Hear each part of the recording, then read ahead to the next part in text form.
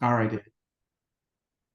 Well, Dr. Perlmutter, always great to speak with you, and just really excited about this topic, Alzheimer's disease. Obviously, it's through the roof, cognitive decline. There's so many people dealing with it. I know 6 million in the United States, and that's supposed to go up to like 15 million by the year 2050. So there's an extraordinary rise. Why is that? What are we doing that's ultimately causing such an increase in cognitive decline? I would say that there are many factors, and not the least of which is the fact that I think we have our eye kind of off the ball, at least in terms of generally how it's being pursued. You and I are recording this, our time together today, a couple of weeks before Alzheimer's Awareness Month here in America. And we're all aware of Alzheimer's, that's for sure. How could you not be? And I think that it's through your kind of outreach that you're doing now that we can then really interface with this disease as we should and focus on prevention, because we don't have any meaningful treatment right now in terms of any drug that will turn this around, or no way to cure it. And I will say that there's been a lot of excitement this past year, 2023, with the idea that there's a sudden breakthrough, this Leqembi drug, wonderful breakthrough in Alzheimer's treatment. And the reality is, when you look at the publication in the New England Journal of Medicine, it doesn't really do that much. People at the 18-month mark, they had looked at about 890 people who got the drug, 898 who did not, placebo group. And when you look at the 18-month mark, there's very, very little difference in multiple markers of cognitive function, number one. And really interestingly, in the last few months, both groups fall off a cliff and are really aggressively demented at that point. And, we always practice medicine with the notion of above all, do no harm. And that's one thing I think people really need to consider as it relates to this new breakthrough drug. And that is that the risk of damaging side effects to the brain was fairly dramatic in the treatment group. About 14% developed these multiple areas of small hemorrhage and swelling in the brain, whereas the placebo group, it was it was around 1%. So it's a drug that doesn't really do that much, and the downside is significant. Let's be clear, if there's a drug that's going to help an Alzheimer's patient, I'm all in. Count me in to at least look at it in terms of, does it work and is it safe? But we're not there yet. So that said, I really think that when we take a step back and recognize that fundamentally, this is not a disease caused by the protein beta-amyloid. That's the big news that everybody's talking about. Let's get rid of the beta-amyloid in the brain, and lo and behold, Alzheimer's will go away. Isn't happening. We've got to understand that upstream of the beta-amyloid, in other words, before that's an issue, if it's even an issue, are the metabolic changes of the brain. The fact that the brain isn't able to use fuel appropriately, like glucose.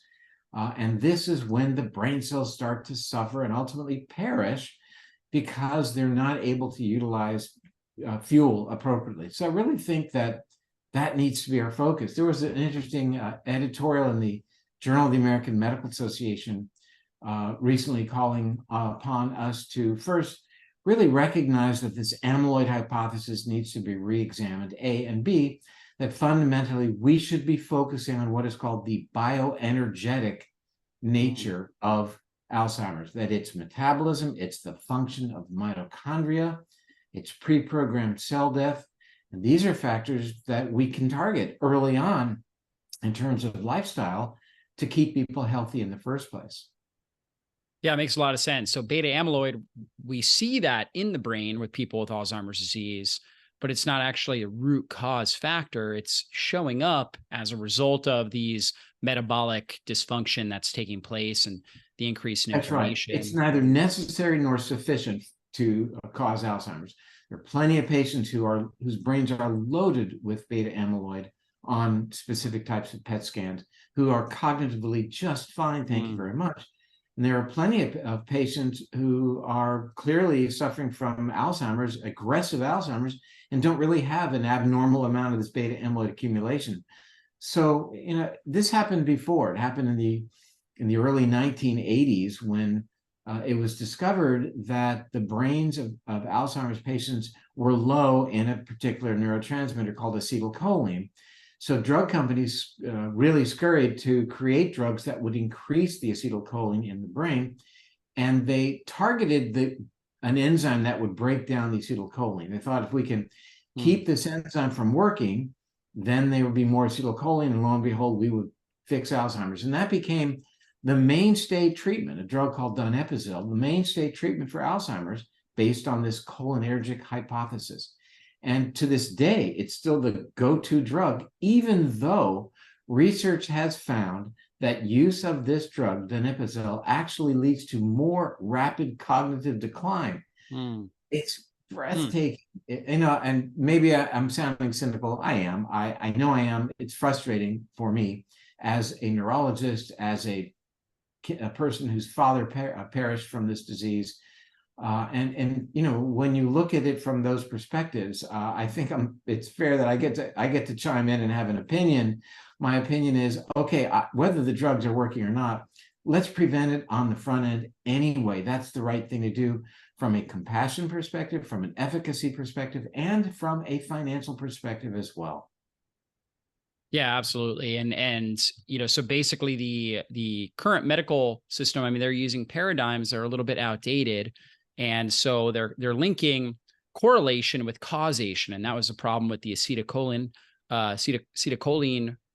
drugs, as well as the beta-amyloid medications. And so there's a correlation, but it's not actually the cause of Alzheimer's. Now, you mentioned metabolic disturbance as a root cause. And so let's go through some of the main root cause factors and kind of really the ones that we can reduce with lifestyle the most. Well, I think that, let's begin by taking the step back and looking at the big picture, and that is the brain needs fuel like any other part of the body, but it needs more. The brain only weighs about 5% of total body weight in general and uses at rest about 25% of our total energy consumption.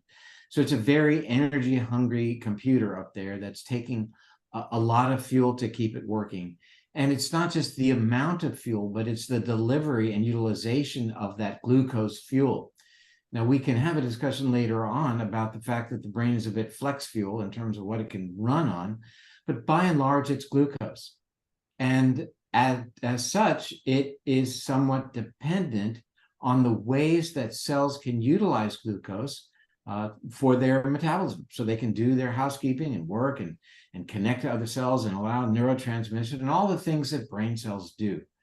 And in that regard, the hormone insulin is important. How insulin affects the brain is many faceted, not the least of which is allowing cells to utilize fuel. But I think it's valuable to consider that insulin also is a trophic hormone. It allows brain cells to be healthy, basically. It actually facilitates brain cells connecting to each other, a process called synaptogenesis. So this is one of the trophic approaches or ideas that we think about when we talk about insulin. Yes, insulin is important for glucose utilization, and insulin resistance is correlated with increased risk of brain function decline. Becoming a full-on type 2 diabetic may be associated with as much as a 4-fold increased risk for developing Alzheimer's disease. A disease that I mentioned is a disease for which we have no meaningful pharmaceutical treatment. So that said, we need to keep from becoming type 2 diabetic, and before that, we need to keep from becoming insulin resistant. We want insulin to do its job. And that means that our lifestyle should be one in which we do everything we can to keep insulin doing its job. And insulin is a lazy hormone, if you will, and the more we call upon it, the less likely it is going to be there to work for us. So we don't want to keep stimulating insulin all the time, because after a while, insulin doesn't work as well as it should. We call that insulin resistance. And so the way to keep from picking on insulin so much is to keep our blood sugars under control. And that means, getting to the root of your question, lifestyle choices that keep our blood sugar where it needs to be. And that is eating foods primarily that are not manufactured, that aren't ultra processed in terms of the carbohydrates, et cetera, which would raise blood sugar and challenge insulin. It means eating foods that are lower in refined carbs and sugars as well, but also eating foods that tend to balance our blood sugars, like good fat. What did I just say? Eat more fat. Who knew? But good fat. Let's talk about the non-processed, non-modified fats as well. And also keeping our gut bacteria healthy. It turns out that the billions and billions of bacteria living within the gut play a central role in regulating body, yes, brain as well, metabolism. That what's going on in your brain in terms of its metabolic signature right now is to a significant degree determined by what your gut bacteria are doing. Can you imagine? What a concept. Therefore, we've got to do what we can to keep our gut bacteria healthy, feed them lots of dietary fiber, not threaten them with various medications like non-steroid anti-inflammatory drugs and acid blocking drugs and chlorinated water and issues like that. So everything that we can do from a lifestyle perspective to keep our blood sugars where they need to be at all times, I think is going to go a long, long way to keeping the brain metabolism where it needs to be and significantly reducing risk of Alzheimer's disease by as much as 50 to 70%. Think about that. I mean, if we could say 10%, that's a job well done. I mean, if we could take that 6.5 million Americans already carrying a diagnosis, or let's say the 55 million people in the world who've been diagnosed, or even the 10 million new patients every year, and drop that number by 5, 10, 15%, 20, 50%. My gosh, that's a good day's work. I mean, that's the right thing to do. And it's why we're having our discussion today. Yeah, that is really what we need to focus on. And so somebody's out there listening and they want to look at some labs that will help them understand their risk of cognitive decline, of insulin resistance, a lot of the things that you've been talking about here. What would be like 3 to 5 key labs that they should really keep an eye on? Well, let's even take a step back and recognize that before you even have your labs drawn, one indicator of risk is a very, very sophisticated device called a tape measure. You put that tape measure around your belly and then put it around your waist, and you develop what's called a waist to hip ratio.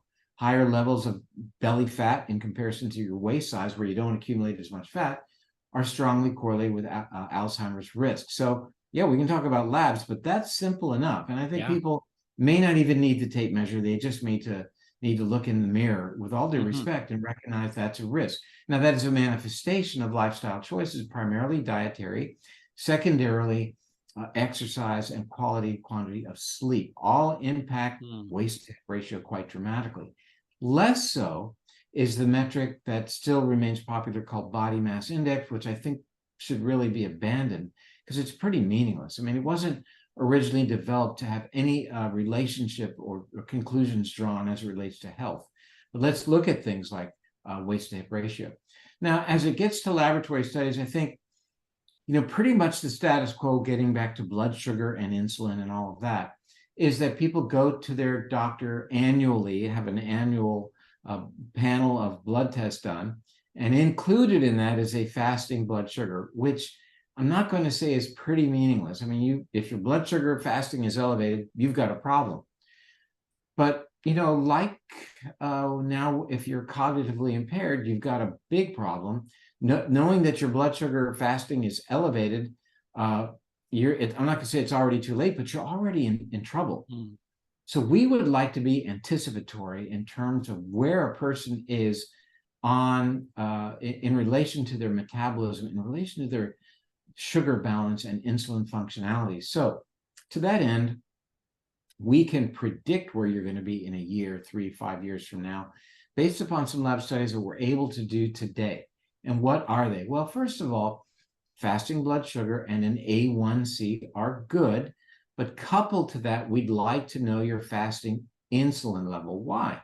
Because if your blood sugar looks pretty good, but your insulin level's now starting to climb, it means that your pancreas is working overtime to try to keep that blood sugar in the normal range. yeah, blood sugar still looks good. Your blood sugar's 100. You're thinking, I'm good to go. But if your insulin's starting to spike at 12, 14, whatever, it means that your pancreas is working overtime to give you that result. And it means it's not going to last. Again, it means 2 years from now, when you come back for blood work, or 5, whenever it may be, that finally you're going to develop this insulin resistance and your blood sugar is now going to be elevated. And you're going to say, whoa, wish I would have known about that. So you can know to a significant degree by looking at your fasting insulin. Also, people can easily have what's called a 5-hour glucose tolerance test.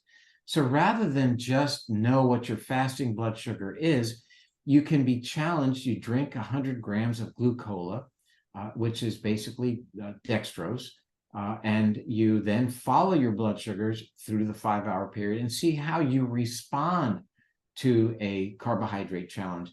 And not just how your blood sugar responds, should be normal, but it could be elevated, but how your insulin looks as well during that 5-hour period of time. So this is a far better way of understanding the dynamics of your glucose metabolism with a simple test that any doctor can order.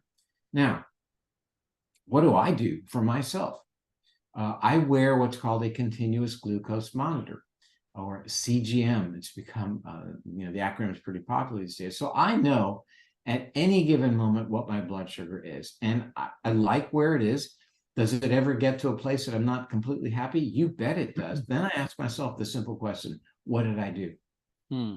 Where did I mess up? I might easily know where I messed up and say, well, it's because of what I had for dinner tonight. I knew it would be bad. It's okay, because in general, my blood sugar is great. Or it could be something going on with my blood sugar that I wasn't aware of, a food that triggered my blood sugar to spike that I wasn't expecting, for, in my case, like cashews. Cashews raise my blood sugar. It's very surprising. Eating eggs with lots of olive oil, in my case, for whatever reason, looks like it drops my blood sugar. So that's great. It's an intervention I can use. Quercetin, I think, is dropping my blood sugar as well.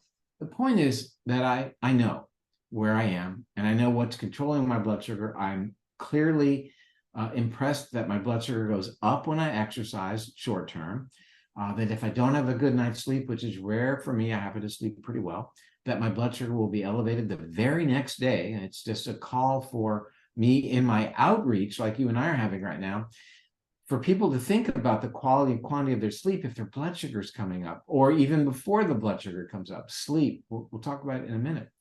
So these are some of the important tests. I think looking at markers of inflammation like C-reactive protein, clearly correlated with Alzheimer's risk, great, but the question is, so what do you do about that? Oftentimes, an elevated C-reactive protein, or HSCRP, highly sensitive, relates back to elevation of blood sugar. Who knew? Why? When blood sugar is elevated, it binds to various proteins in our bodies called glycation, a process called glycation. And our immune system then sees these proteins perhaps as being foreign. They don't work as well as they should. And that turns on inflammation. You might measure that in the C-reactive protein. Now, this may sound complicated, but the A1C test is a marker of glycation of protein, in this case, hemoglobin. So that makes it more understandable and familiar to the viewers. So it's a very common test. The A1C is valuable. It gives you a longer-term sense as to what your blood sugar is doing. So I think these are the keys. There are a lot of others, along with uric acid being fundamentally important for metabolism. We'll talk about that at length. I kind of left it off the list for now because I know we're going to get back to it. Uric acid, I think, is really very important. There are many, many other tests, not the least of which is knowing genetically what you're at risk for.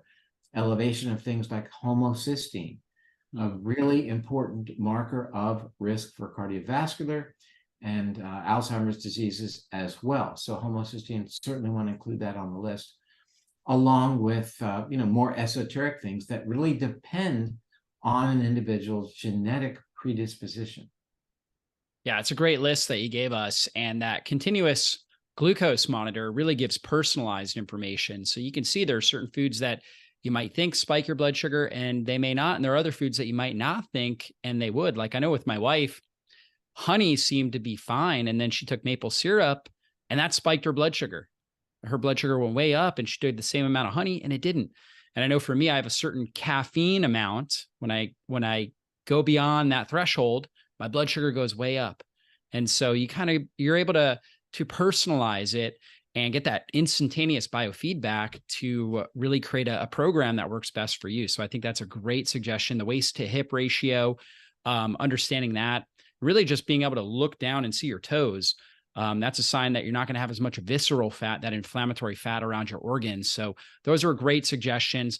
Let's jump back to uric acid. I know you wrote a whole book about this, and most medical practitioners, when they think about uric acid, they think about gout, this condition of gout, right? But in your book, you laid out the research and how it's related. Elevated uric acid is related to all these different types of metabolic diseases, and in particular, a lot of these neurodegenerative conditions. It's really, I think, a fascinating story because, we all learned about uric acid in 1 hour, that it's a bad thing. And if it's elevated, you get gout. And here's the drug. That was basically the messaging. That was pretty much my understanding of uric acid, though over the years, we started to see research, in decades that related uric acid levels to risk for certain issues, and even reduce risk for certain issues like Parkinson's. We can maybe unpack that if we can.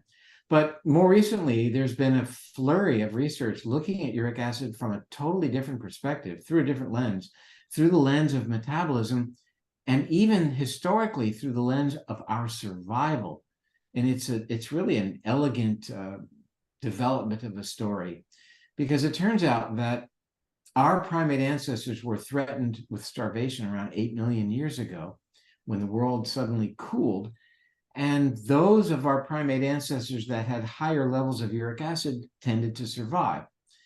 So it was environmental pressure to seek out those individuals, or to select them for survival when they had a higher uric acid level, because higher uric acid allowed them to make more body fat, a caloric storage depot, as a hedge against starvation.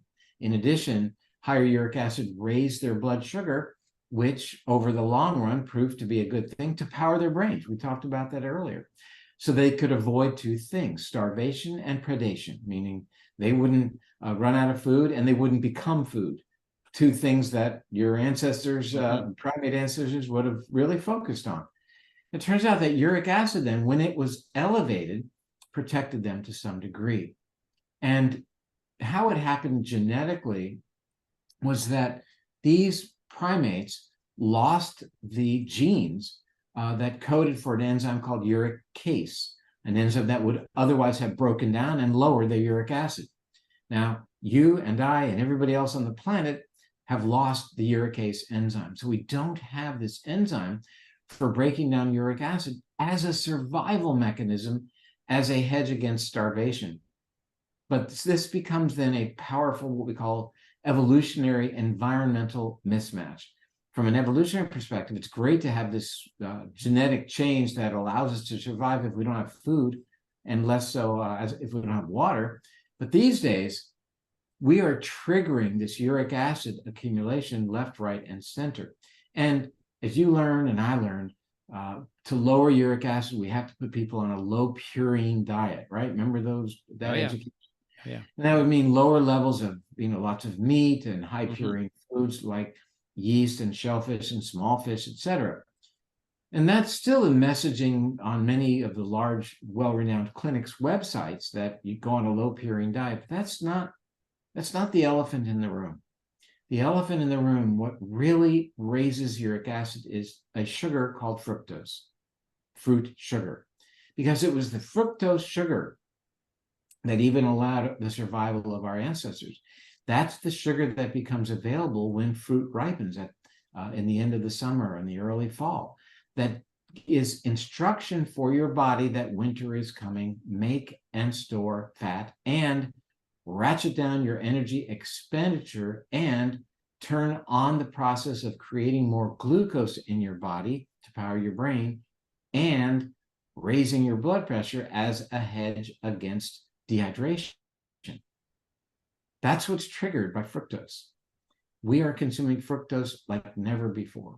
The amount of fructose we in Western cultures consume now is mind-boggling, no doubt in part as a consequence of the development of high fructose corn syrup, a very, very sweet and very inexpensive sweetener that has found its way into probably 60 to 70% of packaged foods in one form or another here in the United States. So we are bombarding this system, triggering this system to make us believe that winter is coming and we've got to make fat, store fat, reduce our utilization of fat for energy, ratchet down mitochondrial function, raise our blood sugar, raise our blood pressure as a consequence of the signaling that we're doing to our bodies by consuming high levels of fructose, which is metabolized into uric acid. What a story about uric acid. So, getting back to our original conversation that then a high level of uric acid would threaten metabolism, and Alzheimer's is primarily a metabolic issue. It's a problem with respect to glucose utilization, insulin functionality in the brain. Now, would having a high uric acid be a threat to the brain? You bet it is. In the Annals of Rheumatic Diseases in 2018 was published a powerful study of 1,600 individuals that were followed for 12 years. Large group of people followed for a long time. And what they did at the beginning of the study is they measured their brain function and they checked their uric acid level. Pretty straightforward study. About every 2 years thereafter, they again checked their brain function. And indeed, many of these people had MRIs of the brain. So not an inexpensive study. After the study was completed, so here we are 12 years later, I mean, that's a commitment to do a study for 12 years. It was revealed that those individuals who had the highest uric acid at the beginning of the study had an 80% increased risk of developing dementia. They had a 55% increased risk of developing specifically Alzheimer's disease. They had a 165% increased risk of developing what's called vascular or mixed dementia. Makes sense. Uric acid threatens blood vessels. Blood vessels need to work in the brain. When we see defects in blood vessel functionality, that can lead to Alzheimer's disease. So this shows a strong relationship then between having a uric acid level and then 16 years later being at a dramatic increased risk for having your brain fail.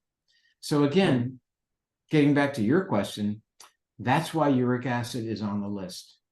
Yeah, it's a key biomarker, and people can go in, they can ask their doctor. If you've never had that done before on your routine blood work, you can ask that. It's a pretty inexpensive add-on. And for most people, their insurance will cover it as well. And what would be the ideal range you'd like to see it in? Well, I'll get there in a second, but I think what you said is very true. But I would add to that most people, oddly enough, in their annual blood work have a uric acid checked. And again, it's checked in the context of gout. Are you at risk for gout? Right. And the so-called level below which you're at much less risk of gout is 7.0 milligrams per deciliter. Now, to answer your question, the cardiovascular metabolic risks begin at around 5.5 milligrams per deciliter. So we want to keep uric acid levels below that number, 5.5. Those are the units that are used here in America. Yeah, so easy add-on, uric acid, want to make sure we're getting that under 5.5. And think about your fructose content if it is elevated, and look to see where you're getting so much fructose. Corn syrup, like you mentioned, high fructose corn syrup, a lot of these processed foods would be the main culprit. Fruit to a lesser degree, but clearly it's, for some individuals, metabolically, they could probably overeat on fruit as well. Is that correct? You can, that's right. Yeah. But it's kind of, like I said, tough to do. You're going to get about 5 grams of sugar in an apple. And when you consume an apple, you're not just consuming the sugar, but you're consuming fiber, dietary fiber, that's obviously good for the microbiome, but it slows the absorption of the specifically fructose in the small intestine to the extent that it's not going to really allow enough of a bolus or increased amount of fructose that much is going to get to the liver where this transformation to uric acid is taking place.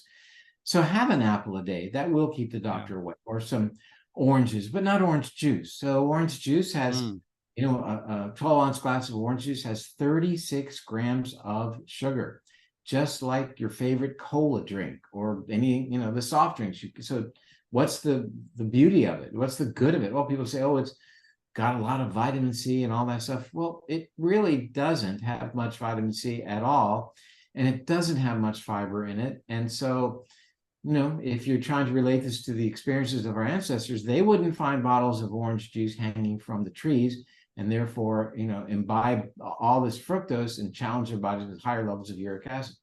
So have fruit, no question about it. Fruit's a good thing. Blueberries always been on my list. And there are a lot of important reasons to be consuming fruit, but could you go overboard? Yes, you could. But I think that it's valuable to consider that your body can be forced into actually producing fructose and therefore elevating its own uric acid. That doesn't sound like fun at all. I mean, here you are totally avoiding fructose. The next thing you know, Dr. Perlmutter's on on a presentation saying your body's going to make fructose. Oh my gosh. And I think that it does so under a certain set of circumstances. There is a pathway called the polyol pathway in which your body will convert glucose, blood glucose, into fructose. And that doesn't sound good, and it's not. And the body will do that when it thinks it's dehydrated. So when the body thinks it's dehydrated, certain enzymes are activated, aldose reductase in this case. And what that does is it converts glucose into fructose. And why might your body think it's dehydrated? Well, the main metric that the body's physiology uses to determine your level of hydration is the sodium content. And you can be sure that when you park yourself in front of the Sunday afternoon football game and start eating that bag of pretzels or chips that are highly salted, your sodium goes up. Your body thinks it's dehydrated, and the next thing you know, you're converting glucose into fructose. Why would your body want to do that? Interesting, right? Why would you want, your body thinks it's dehydrated. Why in the world do you want to create fructose? Well, like a triage response, right? To kind of, what does fructose become? It becomes uric acid. And that triggers the body to make fat. Right. Now, why in the world, if you were constantly facing dehydration of all things, why would you want to make body fat? Think about that. What's the point? I can't find water month after month. Why is my body triggered to make more body fat? Because when it does so, and you burn that body fat, you create two things, carbon dioxide and water. You're actually providing yourself what's called metabolic water. You're creating water in your body. I mean, here's how you can understand that. Here's an animal that can walk across the desert, the Sahara Desert, for weeks at a time without drinking water because it has a huge hump on its back. Obviously, I'm referring to a camel. And if you put a biopsy needle in that hump, does the water come gushing out? No, it's fat. That's what's in the camel's hump, because the camel is able to use that body fat over weeks' time to create the water that it needs, the metabolic water, such that it doesn't become dehydrated. Whales have survival response. Yeah. And they don't drink from underwater springs or anything. They're making metabolic water from their body fat. So that lets us understand this powerful correlation that we see in children and adults between eating a high salt diet and obesity. Now it makes sense. Now we understand. I love this because we knew that was happening, but we really didn't understand why. Now we've connected some important dots. So we have to spend less time trying to figure that one out because now it makes sense. Yeah, it's really interesting. It's a survival response. And my hypothesis would be that it's a high salt diet in also going on with a higher basically a higher blood sugar and more insulin resistance taking place. So a high salt and highly fed state, I would imagine, more so than a high salt fasted or kind of lower carbohydrate style diet. And I would agree with you, because I think that, again, we're triggering ultimately fat metabolism. Yeah. So I think that you are correct. But I think it gets to the point of, overdoing salt and its relationship to blood pressure. And there are a lot of mechanisms that have been invoked that relate salt consumption, high level of sodium, to raising blood pressure. But when you trace this, as we've just discussed, through this pathway that creates fructose from glucose to uric acid, how does that then relate to blood pressure? Which it does, because it's a survival mechanism. We can't find water. We're going to ultimately not perfuse our organs. Our kidneys are going to fail. Our brain's going to fail, et cetera. So we get these mechanisms going that raise the blood pressure so we can survive. And this is a very powerful relationship between elevation of the uric acid and compromise of the body's ability to use what's called nitric oxide, or NO. So this is relatively new science. The Nobel Prize, of course, was awarded based upon the discovery that nitric oxide regulated vascular tone. And beyond that, that science, that chemistry has really been teased apart and analyzed. We recognize that aside from that, nitric oxide is really playing a central role in regulating how insulin gets out of the blood vessel into the cell, and actually how both of those pathways, out of the blood vessel and into the cell, are regulated by nitric oxide availability and functionality. That is compromised by higher levels of uric acid as a survival mechanism yet again. So when we have a high uric acid level, which, as I indicated earlier, is associated with a dramatic increase in brain decline, in 55% increased risk of Alzheimer's, exactly 165% increased risk of vascular blood supply dementia. Now that we understand this nitric oxide connection, we say to ourselves, well, now I can get my arms around the literature that shows the profound damaging effects of a high fructose diet on the brain, not just in terms of Alzheimer's risk, but in terms of cognitive function right now, and in terms of brain degeneration. You get it. You understand these relationships, because now we have that lens, the nitric oxide lens from uric acid being elevated, that's making this stuff understandable. And I find that to be very exciting, because once these pieces fall into place, when you're discussing with people the notion of lowering your dietary fructose, and they may or may not want to know here's why, but if they do, you can explain it and get excited about it. But I think the take-home message for viewers right now is you've got to seek out the hidden sources of fructose in your diet. Is it the sauce? Is it the condiments? Is it the prepackaged goods that have all kinds of names added that are trying to take you off the scent here? Funny names for sweeteners that you might not recognize. And, these manufacturers are very crafty in sneaking that sugar in there, and so that you don't recognize it. But again, it's the validity and the value of shopping the periphery of the grocery store and getting things that aren't packaged, getting fruits and vegetables that aren't packaged, and meats and fish, et cetera, if you choose to eat meat, fish, poultry, et cetera. Yeah, it's really interesting with the nitric oxide relationship. And so, like you mentioned, we want to avoid the fruit juices, concentrated fruit juice, but eat the whole fruit. And in the whole fruit, you're going to have more polyphenols, more antioxidants. Like in apples, you've got quercetin. You mentioned that earlier, and that's one of your favorites. You got resveratrol, and some of your berries like blueberries and anthocyanins and things like that. What are some of the key nutrients that you recommend for people, and key foods as well, just foods, and then also go into maybe some supplemental nutrients as well, for helping prevent against cognitive decline? Sure. In a word, I'd say complexity. So let's tease that apart. Let's make it less complex. But complexity is what you find in food. Complexity of an apple, with breaking it down to, as you mentioned, the bioflavonoids, the fiber, the various vitamins that it contains, yes, the carbohydrates as well. That's what we're looking for. We don't want to find foods that have been processed to simplicity. Simple carbohydrates, for example, highly processed or ultra processed foods are a huge threat to our metabolism, and they are a huge threat to the brain. They are powerfully related to dementia risk.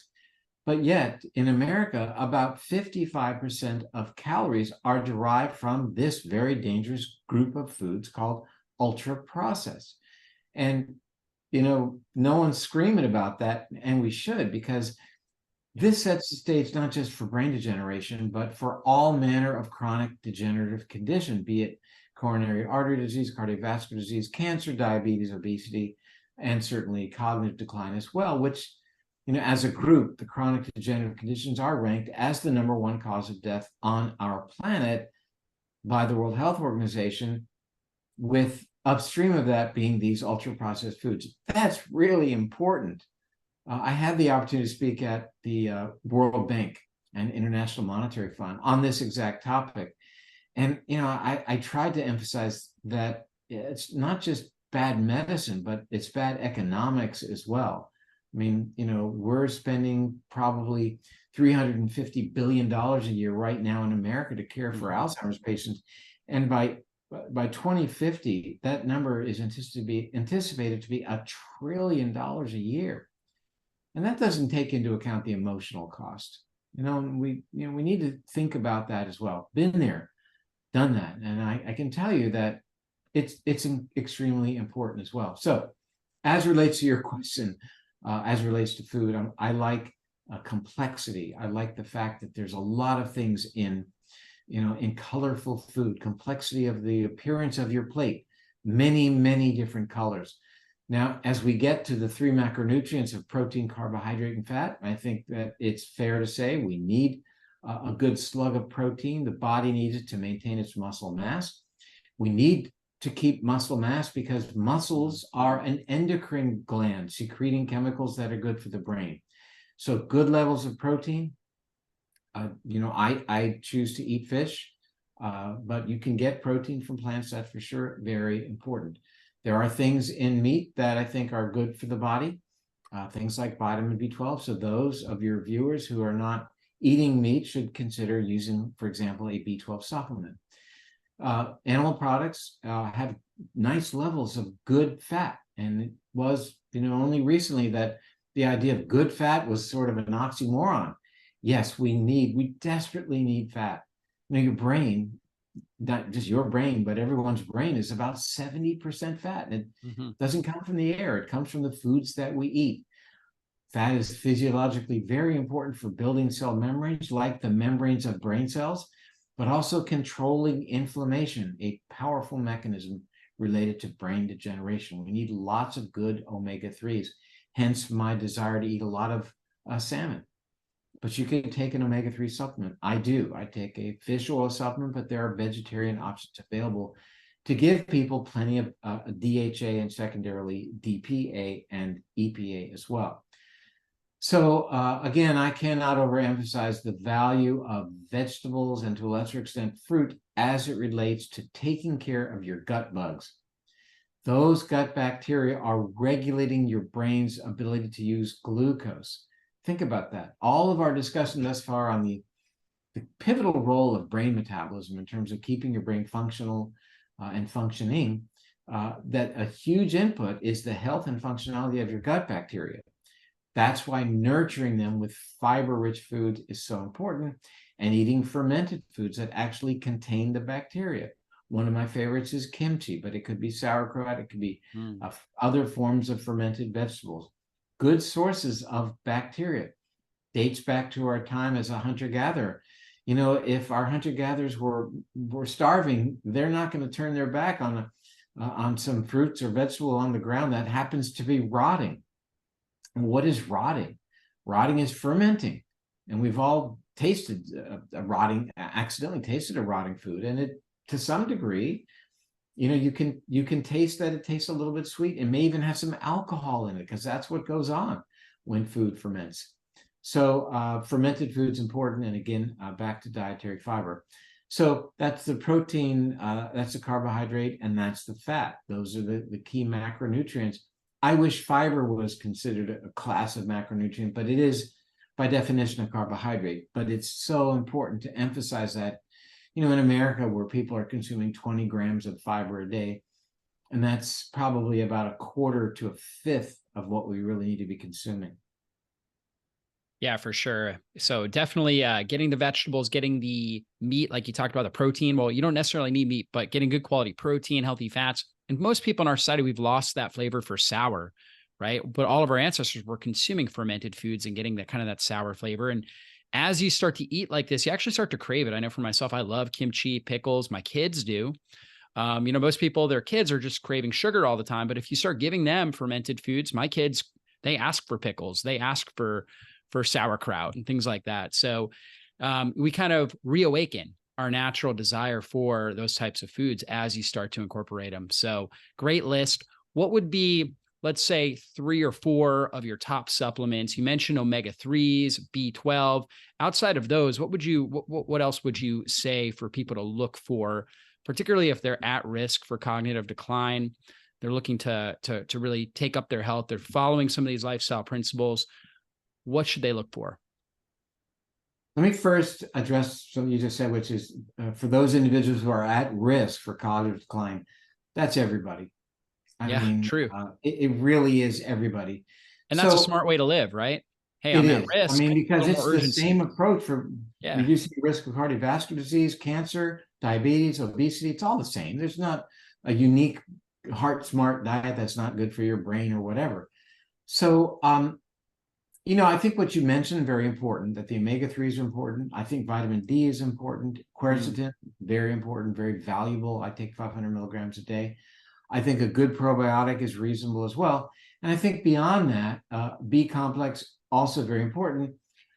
In my case, and probably in the case of probably 20 to 30% of people, that should be a methylated B complex, because if you look at your genetics, which should be maybe considered part of your lab studies, getting back to that part of our discussion, about 20 to 30% of people are at risk for elevation of their homocysteine. We talked about that as a lab test earlier, by virtue of some differences or variations, that's a better way of saying it, of their genome. And I happen to be one of those individuals who, because of the way my body responds to B vitamins, requires a different type of B vitamin called methylated B vitamins. So I take a B complex that has in it methylfolate and methylated B12, because it helps them, because of my genetics, and again, probably up to a third of your viewers, helps reduce risk of homocysteine. A regular B complex, because of that gene quirk that I harbor, would not be as effective. So be good to know know thy genome, and the part you want to pay attention to is the part that relates to elevation of homocysteine. And maybe people have heard of something called MTHFR. I mean, it's pretty popular on the internet, MTHFR. And not to be too technical about it, but this methylene tetrahydrofolate reductase enzyme variations can put a person at risk for higher levels of brain-threatening homocysteine. I know it's a lot to talk about, but I think a B complex is good. I like vitamin D. I take an omega-3 every day. I take quercetin and a probiotic and magnesium threonate. I'm just thinking about my box. And, that's the core. Those are the core players. I use other things that aren't necessarily considered vitamins per se, but I supplement with a prebiotic fiber that's made from acacia and baobab. I put that in a glass and consume that along with now I'm adding more collagen. But these are things I don't even consider that a vitamin or supplement, but I do take a very good multivitamin as well. Yeah, that's great. I was going to mention magnesium if you didn't. I know you threw that in there. That's so key as well. Now, last question. Take us through a day in the life of what you're doing on a regular basis, kind of your daily pattern, what you're doing on a daily basis. I know my listeners would love to know what you're doing as you go through your day. A day in the life. Great song. The Beatles. I wait from the moment I open my eyes, I turn to my left, and I generally look at my wife who's sleeping. And I just love the fact that she's still peacefully sleeping. But then I get lonesome and I end up kind of making some movements and waking her up. And, oh, you're up now. And then we talk about what we're going to do for the day. And we get up and we have coffee, and then we do readings from any number of resources, generally focused on gratitude. Some of the readings are kind of cultivated for that particular day of the year, and others are more general. And there may or may not be at that time meditation, depending on what our schedules are like. And after that, I usually gravitate towards exercise in the morning. for me, it works better. If I exercise late in the day, kind of jazzes me up a little bit too much. And so I do, depending on what I'm going to do that day. I mean, I either will elliptical at home, bike, or run, or go to the gym and elliptical at the gym and lift weights at the gym. That's kind of an every other day, alternate day kind of a thing. Then, usually take care of odds and ends, doing a lot of rebuilding work on our house, having had a hurricane last year, still not quite done with that. I've become very handy, I want you to know. And generally won't eat until 12, 1, or 2 p.m. And at that point, it might be some fish, a protein, or it might even be a salad. And then usually by afternoon time, I do my podcasting. I get to interface with people like yourself. I go on other people's podcasts. I write on my blogs and work on whatever book I'm working on, whatever research. And frequently during the week, on any particular day, I might have 1 or 2 board meetings that are virtual. So I do those as well. I've, over the past recent couple of years, joined some really exciting boards that are looking at things like we've talked about today, for example, nitric oxide. That science is so cool, and I'm so excited to be part of that research. Working with another research group at UCSD on ways of interpreting signaling from the vagus nerve and how that relates to the health and functionality of the organs in the body. I'm working on a project of allulose sugar and how that can actually be a positive metabolic experience with a company called RX Sugar. So there's a lot of things that keep me busy. I do spend some time each week interfacing with other physicians who may have a challenge with respect to their practices or with respect to a patient that they're dealing with. And I really enjoy doing that because it's a contribution that I make, and there's no obligation on my part too. So I like that an awful lot. Yeah, that's so good. And Dr. Perlmutter's at a point in his life and career where he could be retired, but all of these things give him joy.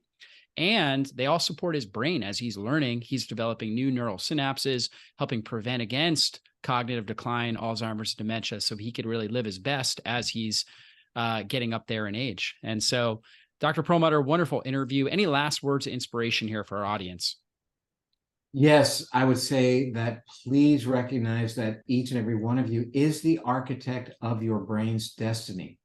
And, the notion of offloading that responsibility to others, as in, people developing a drug here or there, isn't going to be helpful, at least in the near term. So we've got to be empowered to make the right decisions, and each and every one of you can do that.